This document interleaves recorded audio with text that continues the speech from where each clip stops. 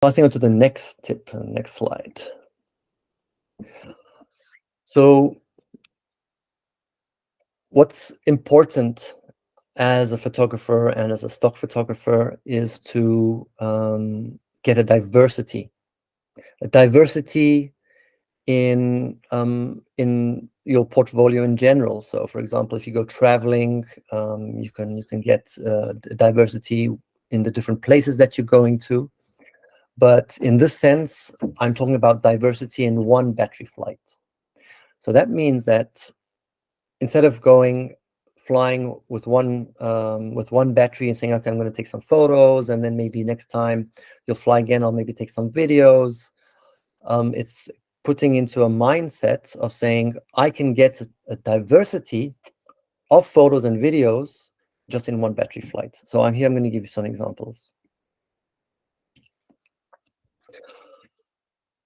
So this is when I was in Thailand, and this is more or less in one battery flight. I shoot horizontal, and I shoot a vertical, and then I try to find some abstracts, and also some top downs of some interesting subjects. And then I can do some panoramas, so a much wider angle to get a wider panorama. I'll explain to you what the benefits of that are. And then getting video. So I can just give you an example. So if you want to go and capture something around you, you can take off and you can push the record button, and you can start recording where you're going. And whilst you're going there, you can fly and capture some nice videos. So, for example, the island. So you're going towards the island. In this case, I was following a boat to the island, and that was great. And then at one point I said, okay, well, this is a good point where I can actually do some photography. So then I stop with my drone, and I might continue shooting another 10 seconds with my drone, so I can maybe get a still shot, but still in video and not in movement. And then I would say, okay, now that I'm in a position, could be a really nice shot for a photo. Then I stop my video, and then I start taking some photos.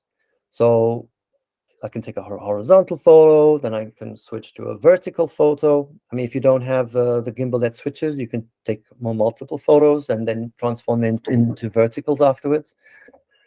And so then you've got that kind of diversity already of horizontal and vertical. And I'll tell you exactly why you should get that.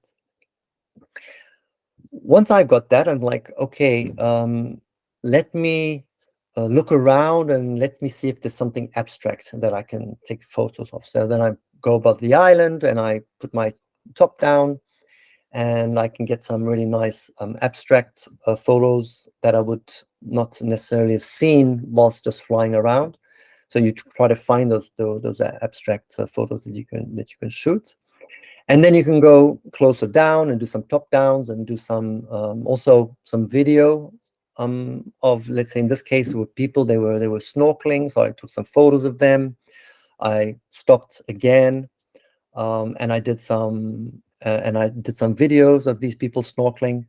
At the same thing with this, for example, when I did the top down, so I took some photos, but I also went closer to the beach, closer to the sandbank, and then I flew upwards and I flew downwards, and then you get this diversity of video as well.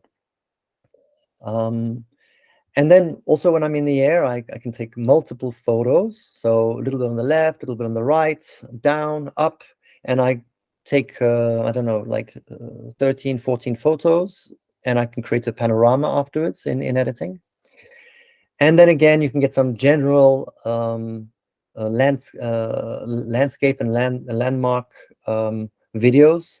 And it's also good to use the foreground and the background. So here I would fly over here, and I would go closer to these boulders, and I would fly over the boulders to reveal the sandbanks behind. So I would fly forward to do a reveal, or I would go behind those boulders, like so, as low as possible, and then come up slowly, and then also do a reveal of what's behind.